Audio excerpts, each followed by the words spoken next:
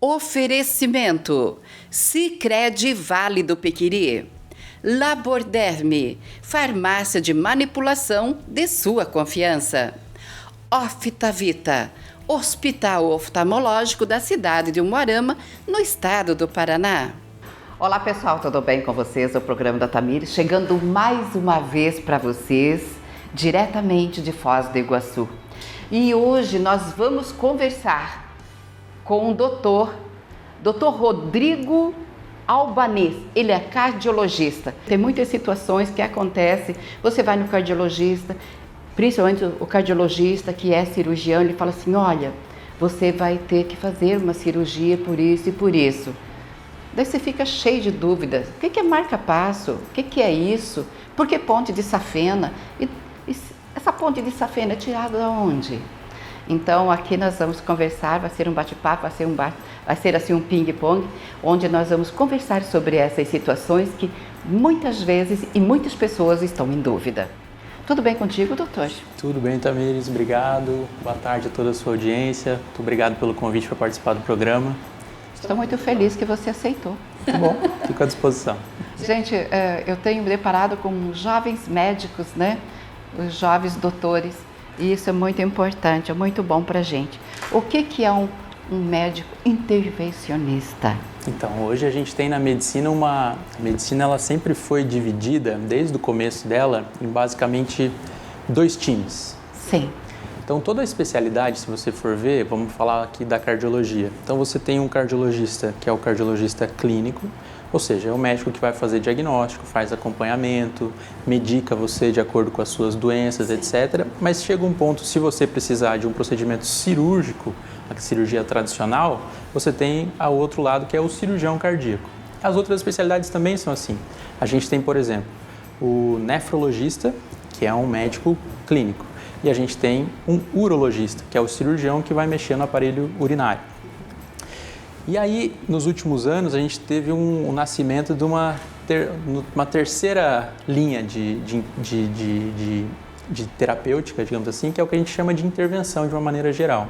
A cardiologia ela foi pioneira nisso, foi um dos ramos ali que a gente consegue fazer intervenção já há bastante tempo.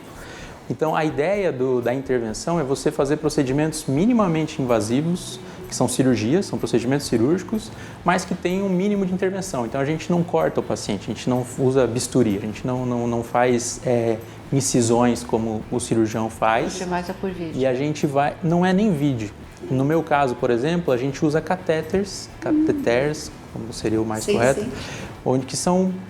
Para simplificar bem, são pequenos caninhos compridos por onde a gente navega dentro das artérias do paciente, chega até o coração e a partir desse catéter a gente consegue levar materiais dentro do coração do paciente.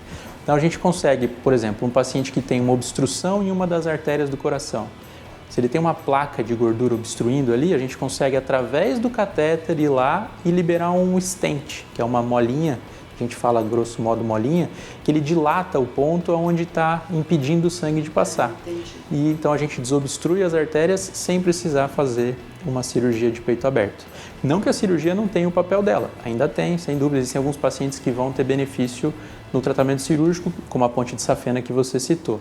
Mas hoje a gente consegue fazer também esse tratamento de uma maneira minimamente invasiva, e é isso que a intervenção faz.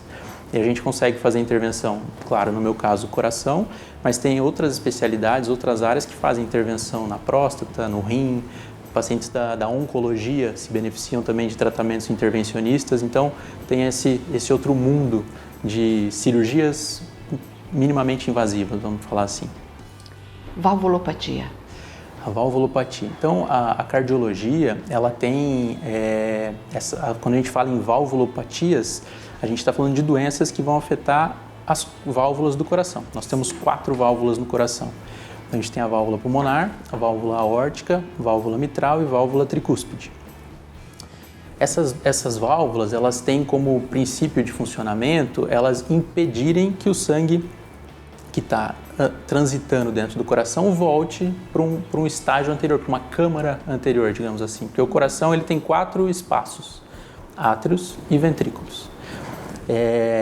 Para que o sangue que chega nos átrios não volte para as veias que estão anteriormente a ele, ou para que os sangues do ventrículo não volte para o átrio, você tem válvulas que impedem esse retorno.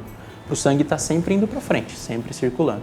Eventualmente, alguns pacientes podem desenvolver doenças dessas válvulas em algum ponto desses. E aí o fluxo de sangue normal do coração começa a ter algum problema. Isso pode ser um impeditivo para o sangue ir para frente, que é o que a gente chama de estenose, quando a gente fala disso. Então, a gente pode ter uma estenose das válvulas aórtica, da válvula mitral, e isso vai impedir com que o sangue vá para frente, ou seja, você vai ter uma retenção do sangue.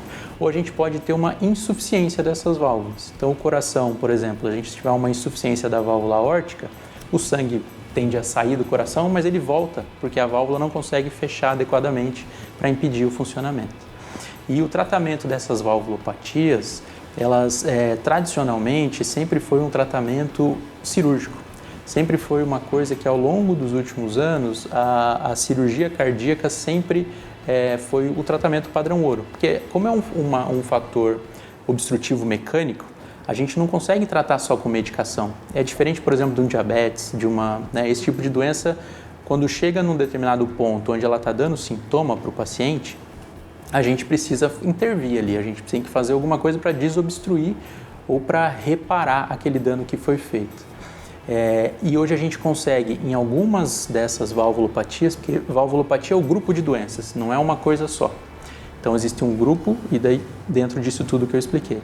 Então valvulopatia é um nome genérico, é como se eu falasse time de futebol. Tem o Palmeiras, o Corinthians, o São Paulo, não é uma coisa só, tá? Então cada uma vai ter um tipo de tratamento, exatamente.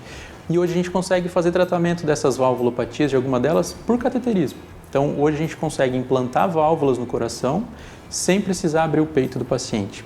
Então a gente vai através do catéter, são catéteres mais calibrosos, mais grossos, a gente consegue pela perna, chega ali no ponto onde está a válvula com problema e libera uma nova válvula que fica ali e começa a trabalhar normalmente para o paciente. Síndrome do nódulo sinusal doente. Isso. Então a gente fala que é a síndrome do nó sinusal, né? Ou doença do nó sinusal, esse é o nome que a gente dá. Para explicar isso, a gente precisa entender um pouquinho como é que o coração funciona. Então, vou usar aqui o exemplo que eu já tenho. Tem um coraçãozinho aqui. Então, o nosso coração, ele tem um sistema elétrico dentro dele, um sistema de condução, uma fiação, por onde ele coordena os batimentos. Então, o batimento dos átrios e dos ventrículos, que eu expliquei, ele não pode ocorrer de uma maneira simultânea. Senão o sangue não vai para frente, ele vai ficar no mesmo lugar. Então eu preciso contrair primeiro o átrio, aí o sangue vai para os ventrículos. Ele tem que circular. Ele tem que estar sempre indo para frente, sempre circulando, não pode parar nunca. Entendi. Então essa movimentação do coração tem que ser um batimento coordenado. Então deixa eu ver se eu consigo explicar melhor. Ele abre o coração dele. É isso, exatamente. Então veja, a gente tem duas cavidades aqui, né? Os átrios, o átrio direito e o átrio esquerdo. Repara que tem esse branco aqui, isso aqui são as válvulas, a mitral e a tricúspide, e aqui outras duas cavidades, o ventrículo direito e o ventrículo esquerdo. Então o coração ele tem que chegar pelo átrio direito, descer para o ventrículo direito, depois ele vai aqui pela artéria pulmonar, volta por umas veias que estão aqui atrás, cai no átrio esquerdo, no ventrículo esquerdo, depois ele sai pela aorta aqui e vai para o corpo inteiro.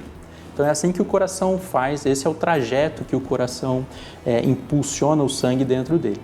A doença do nó sinusal, ela acontece porque a gente tem esse sistema elétrico ali dentro. Esse sistema elétrico tem um nó aqui que a gente fala, que é um nódulo que ele tem a responsabilidade de comandar todos os batimentos do coração. Então ele sincroniza o batimento dos átrios com os ventrículos.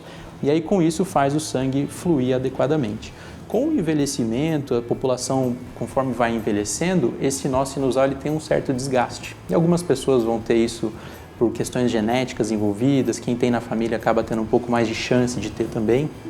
O fato é que esse nó começa a falhar, começa a não coordenar direito esses batimentos. E muitas vezes os pacientes começam a ter frequências do coração muito baixinhas, 40, 35, 40 e pouco, começa a ter algumas arritmias cardíacas que podem estar relacionadas a isso, ou às vezes tem períodos de pausa que a gente fala, a gente consegue ver isso através de um exame chamado Holter, a gente consegue ver a pausa sinusal que a gente fala, ou seja, o coração fica alguns segundos sem bater e depois volta a bater de novo.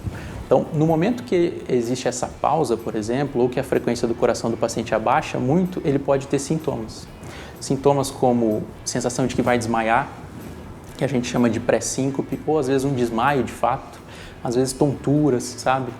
E isso tem a ver com a queda da pressão arterial que ocorre relacionada à redução da frequência dos batimentos, que está relacionada a essa disfunção do nó sinusal.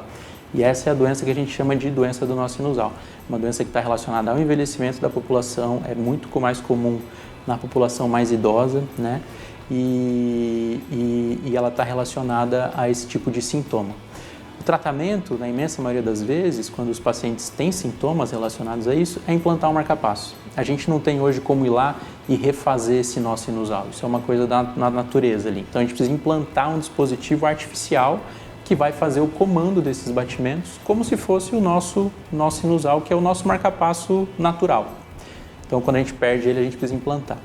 O marca-passo é um dispositivo que a gente, normalmente ele é implantado na região aqui, próximo ao ombro, a gente fala que a região infraclavicular. É pertinho da clavícula. Isso, aqui embaixo fica o gerador do marca-passo e esse gerador tem alguns fiozinhos que entram dentro do coração, ficam normalmente um fiozinho no átrio direito e outro no ventrículo direito e eles fazem o comando desses batimentos no lugar do nosso sistema natural de condução. E é assim que a gente trata a doença do nó sinusal nos pacientes que têm sintomas relacionados a ela. Brugada. Eu fiquei impressionada com brugada. Nunca ouvi falar na minha vida, gente, é sério. Eu tenho 25 anos de profissão, mas nunca ouvi falar. O que é brugada? Então, brugada, esse nome estranho, ele é o sobrenome de quem descobriu a doença, né? Porque foram 2 irmãos argentinos. Ele era brugado, então. Ele era brugado. Então, é uma doença que foi descoberta por 2 argentinos, que são irmãos. E é uma descoberta recente, não é uma doença tão antiga igual a maioria que a gente tem. Se eu não me engano, é do início da década de 90, 91, 92, onde ela foi descrita por eles na Argentina. Na Argentina e depois na Espanha, se eu não me engano, eles foram para lá. E ela recebe o nome pelo sobrenome que eles tinham. O fato é que essa é uma doença genética, é uma doença que é transmitida de pais para filhos. Então, quando a gente fala doença genética, tem alguns tipos. Tem doenças que elas só aumentam a chance do paciente ter e tem doenças que aumentam demais, digamos assim. Tem uma herança autossômica que a gente fala. Então, a chance de o filho ter a doença caso o pai tenha, no caso da síndrome de Brugada, é bem mais alto, né? Diferente, por exemplo, de diabetes. Você tem um pai diabético, você tem uma chance grande de ter diabetes, mas se você se cuidar, se você fizer exercício, for uma pessoa ativa fisicamente, você reduz muito a chance de você desenvolver e talvez você nunca desenvolva diabetes, se manter num peso adequado e tudo mais. Agora, o Brugada já não é assim. Existe meio que um carimbo, né? O pai tem, o filho vai ter. Então, você tem uma transmissibilidade bem grande do ponto de vista genético dessa doença. O fato é que as pessoas que têm a síndrome de Brugada são pessoas que têm uma predisposição a fazer arritmias graves, arritmias malignas. Então, os pacientes com síndrome de Brugada, eles são pacientes que desenvolvem, muitas vezes, a morte súbita. Então, são pacientes que apresentam arritmias cardíacas por questões genéticas. O coração deles tem uma predisposição a apresentar essas arritmias malignas e ele pode apresentar a morte súbita. É uma doença bem rara, tá? É pouco frequente, a gente raramente vê isso na prática do dia a dia. É uma doença muito mais comum na população asiática, tem uma prevalência muito maior, né, nesse perfil de pessoas ali. Ela tem uma facilidade, digamos assim, ela causa essa morte súbita muitas vezes em pessoas que estão dormindo. Então, o paciente está dormindo e morre subitamente, normalmente pessoas mais jovens. Sempre é uma possibilidade que aquela pessoa teve um episódio ali de uma síndrome de Brugada, fazendo uma arritmia cardíaca grave e essa arritmia faz com que o coração pare de funcionar e a pessoa, infelizmente, venha a falecer. Então, é uma doença bem grave. É uma doença, só que felizmente rara, bem infrequente da gente ver e que tem um componente genético bem importante. Muitas vezes o tratamento para esses pacientes vai ser um implante de algo semelhante ao que eu comentei do marca-passo, mas que a gente chama de CDI, que é um cardiodesfibrilador implantável. Então a gente é implantado na mesma posição do marca-passo, da mesma maneira que eu falei, com o fiozinho que vai dentro do coração, mas esse dispositivo tem um objetivo diferente.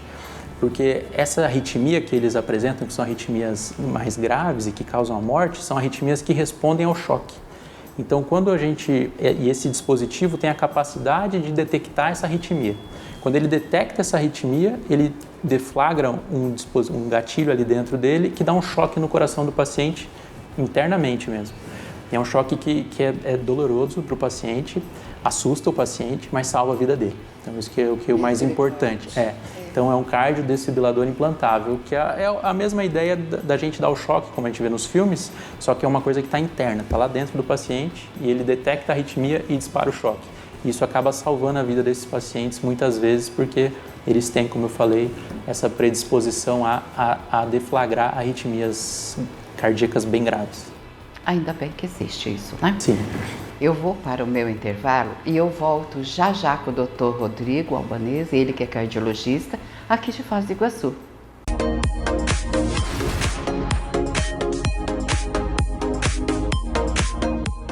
Oi gente, eu sou a Ana Castela e eu vim contar que tá chegando a promoção Poupança Premiada Sicredi 2024. Minha filha, não esquece de guardar dinheiro. Abre poupança no Sicredi que é premiado. Tem sorteios semanais durante o ano inteiro. E no final do ano sempre é uma bolada. Minha filha, não esquece de guardar dinheiro.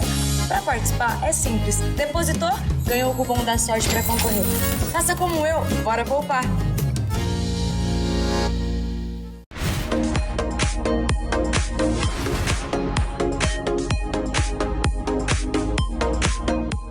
Já de volta do nosso intervalo, vamos continuar a bater um papo com o Dr. Rodrigo Albanese, cardiologista da cidade de Foz do Iguaçu. Você que está chegando da rua agora, né? Está pegando o nosso bate-papo aí pela metade, então é esse o nosso bate-papo no dia de hoje, né? E o tour com a Tamires continua. Doutor, aqui nós já falamos do marca-passo, o que é marca-passo. A ponte de safena, a partir de quando que o indivíduo precisa de uma safena e de onde que é tirado isso? Ou tem para comprar? O que se faz? É uma pecinha que a gente compra por aí? Infelizmente não, né? Então, como é que funciona essa história da ponte de safena, né? Também uma curiosidade, a gente falou dos argentinos do Brugada, o médico que desenvolveu a técnica de ponte de safena também era argentino, então a gente deve muito aos argentinos na cardiologia aí. Foi o Dr. Favarolo, ele fez a pesquisa dele lá nos Estados Unidos, mas ele é argentino de nascimento. Amo Fato é... argentino. Ah, sim, pô, é ótimo, excelente. É verdade. Vinhos, carnes, né? Gosto muito. Então, mas voltando no assunto, a ponte de safena é o seguinte, a gente tem vários motivos para isso, como, por exemplo, pressão alta, diabetes, colesterol não controlado, cigarro, sedentarismo, obesidade e questões genéticas de cada um. Tudo isso pode favorecer com que algumas pessoas desenvolvam o aparecimento de pequenas placas de gordura nas artérias do coração. Elas vão ser depósitos, pequenos depósitos. Então, esses são os fatores de risco que a gente fala, ou seja, são as doenças que vão predispor você a desenvolver isso. Então, o que acontece? A gente, aqui no coração, a gente tem essas artérias, que são esses caninhos vermelhos aqui, são o que a gente chama de artérias coronarianas. Então, são pequenos tubos, pequenos caninhos por onde o sangue passa para levar sangue com nutrientes para o músculo do coração poder trabalhar. É assim que o coração funciona. Eventualmente, com todos esses fatores que eu comentei com vocês, pode aparecer placas de gordura em qualquer ponto deles aqui. E esses pontinhos vão restringindo a chegada de sangue para o músculo do coração. E isso pode dar um sintoma que a gente fala que é angina. O que é angina? Angina é uma dor no peito, que parece uma queimação ou uma opressão, parece que alguém está apertando o peito do paciente, e que normalmente isso aparece quando o paciente faz algum esforço físico, mesmo que seja de pouca intensidade, e melhora quando o paciente entra em repouso, ou ele é desencadeado por fatores de estresse emocional muito intensos. Então o paciente teve uma briga lá com a esposa, ou a esposa brigou com o marido, e naquele momento aquela dor em aperto, opressiva no peito, isso chama muito atenção que isso possa ser uma dor anginosa, ou seja, uma dor relacionada às artérias coronárias do coração. E aí qual que foi a ideia da ponte de safena? Para a gente tentar resolver esse problema, foi criado essa técnica. Então imagina, por exemplo, que a gente tem uma obstrução nessa artéria aqui, ó, que a gente chama de descendente anterior, esse vermelhinho. A vermelhinha, a mais grossinha? A mais fininha. A mais fininha. Aqui, ó, essa vermelhinha do meio aqui, tá? Uhum. Então, imagina que tem uma plaquinha de gordura que não deixa o sangue passar ali adequadamente. O que foi pensado? Em pegar uma veia da perna essa veia, que ela corre toda a região mais interna da nossa perna ali, é dissecado um pedaço dela, é retirado um pedaço dessa veia, e o nome da veia é safena, por isso que é ponte de safena, e a gente vai fazer uma ponte, ou seja, o sangue que não consegue passar daqui de cima para baixo, porque no meio aqui tem uma placa, a gente pega essa ponte e coloca ela aqui na aorta e liga na parte mais distal, depois da obstrução. Por isso que chama ponte de safena. Né? Então parece um nome muito estranho, mas é uma coisa muito lógica, na verdade, quando você entende o que é.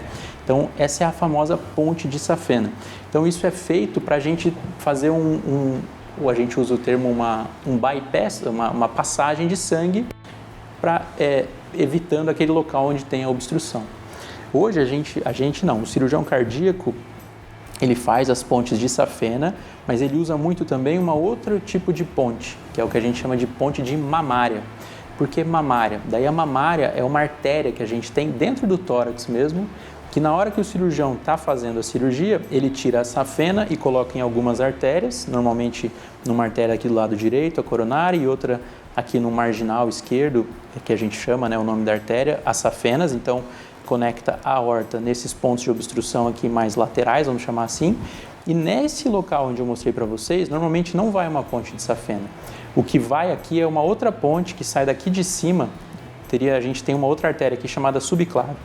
Dessa subclávia sai uma artéria chamada mamária interna.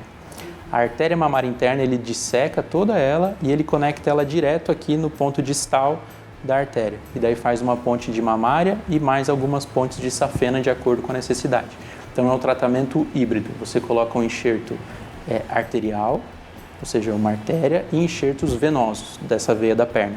Então, normalmente, quando a pessoa vai fazer esse tipo de cirurgia, a gente chama de ponte de safena porque foi a primeira técnica, foi uma das que começou esse mundo de fazer enxertos no coração, mas hoje o tratamento melhor que existe do ponto de vista cirúrgico é colocar a ponte de mamária, que ela é melhor, tem uma patência mais longa, dura mais tempo, tem benefícios de longo prazo para o paciente. Viu? Não se compra por aí. Não. É tudo seu. É tudo seu. Safena nós temos nos braços também? Só nas pernas? Só nas pernas, nas duas pernas. Cada perna tem uma safena. Agora, se caso a safena inflamar ou tiver um problema que eu tenho que tirar as safenas, o que a gente faz daí?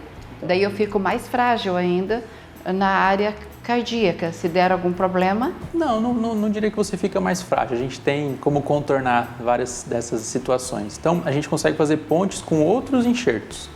Por exemplo, a gente pode tirar uma artéria radial aqui no nosso braço, a artéria que a gente palpa, que pega o pulso. Se você colocar a mão assim nessa parte mais lateral do braço, você vai sentir um pulso ali. Sim. Essa artéria se chama artéria radial, porque ela está perto do rádio, que é o osso que tem aqui. O fato é que é retirada essa artéria radial daqui e é feito o mesmo enxerto que a ponte de safena. Então você tem o mesmo resultado. Mesma coisa. Você tem alternativas para você usar enxertos ali. Ou a gente consegue hoje fazer tratamentos que a gente fala híbridos. Então o cirurgião pode, por exemplo, fazer a ponte de mamária. E mais um detalhe, nós temos duas mamárias, a esquerda e a direita. Então eu posso colocar duas pontes de mamária ao invés de colocar só uma, como eu havia descrito. Então tem uma série de alternativas. E em último caso ainda, a gente pode fazer um tratamento mesclado, híbrido. Dá para o cirurgião fazer a ponte de mamária, que eu comentei que é a melhor que a gente tem, e a gente ir lá pelo catéter, que daí é o que eu faço, a gente ir lá e fazer uma angioplastia.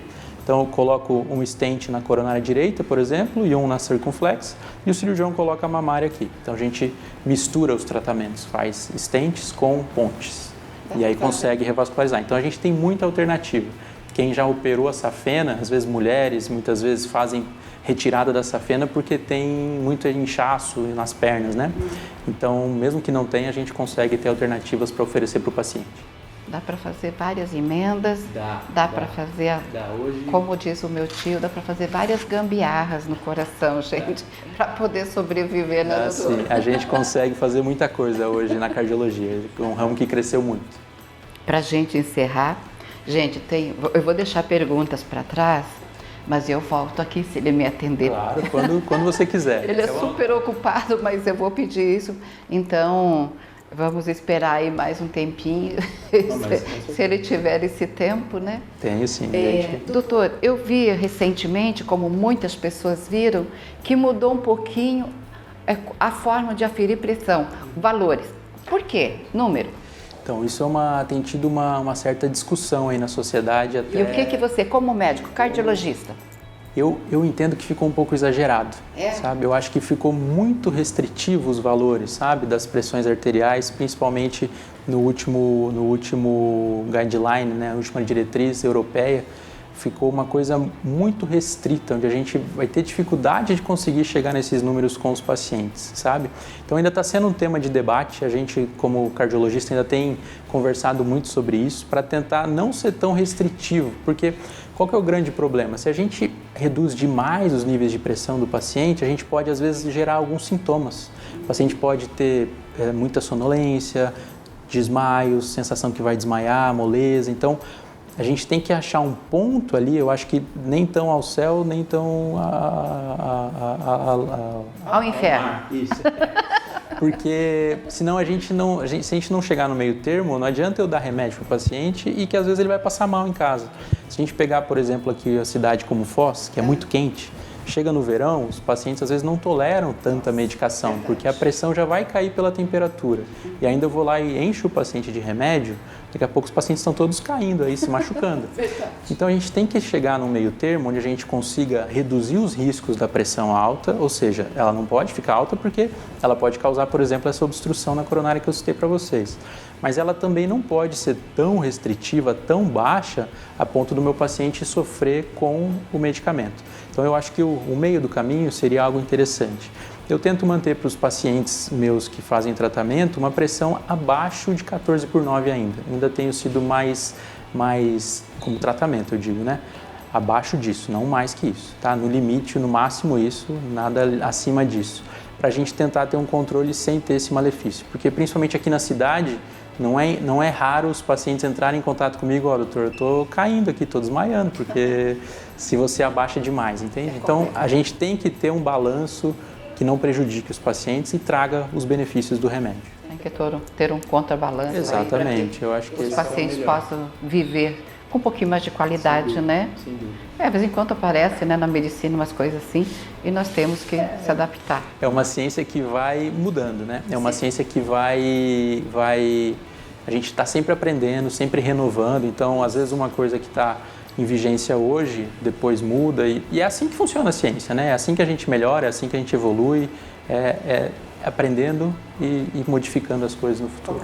Vivendo e aprendendo. Exato. Bom, meu bate-papo com o Dr. Rodrigo Albanês, cardiologista de Foz do Iguaçu, foi ótimo, né, gente? Muito bom. Eu estou aí nessa fase de conhecer muitos doutores novos aqui em Foz do Iguaçu, não novo de idade, mas porque eu já estou na área há muito tempo, então eu estou também querendo conhecer médicos daqui, profissionais. Mas eu agradeço carinhosamente por você ter nos recebido. Gostei muito do nosso bate-papo. Que bom.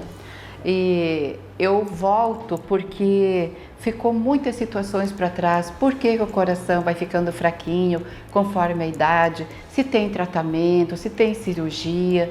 Então, tem muitas outras perguntas que eu tenho para fazer para o Dr. Rodrigo. Que Jesus te abençoe grandemente. Amém. Vocês também. Obrigado pelo convite. Um prazer receber vocês. E parabéns pelo teu sucesso. Obrigado. Excelente profissional. Eu estou aqui com o presidente, o Jaime Basso, presidente da Sicredi Vale do Piquiri, ABCD, Paraná, São Paulo, porque eu tenho só que agradecer essa parceria que a gente tem, que a Sicredi acreditou e confiou no meu trabalho, confia no meu trabalho e eu estou muito feliz, então eu só tenho que te agradecer. Pô, Tamires, poxa, a surpresa bacana essa, Que bacana, né? Começou com 2 anos de programa de rádio em Palotina, depois aqui 15 anos já aqui em Umuarama, levando essas informações. E ninguém fica com um programa há tanto tempo no ar assim se não for competente, né? E nós termos essa parceria contigo, Tamires, com o seu programa, enfim, nós contribuindo para você levar boas informações, tanto dessa questão de culinária, da questão de saúde, questão financeira, poxa, isso é bacana, é aquilo que o Sicredi quer levar às pessoas, é a informação, é a educação nesse sentido, então parabéns, nós somos muito gratos. a você. Aqui a cooperativa em Umuarama e toda a região tem crescido muito, tem desenvolvido bastante. E eu tenho convicção que o seu programa, no dia a dia, você sempre levando boas informações do cooperativismo, da Sicredi, tem contribuído muito com esse crescimento. Muito obrigado e que nós possamos repetir por muitos 17 anos essa parceria aí.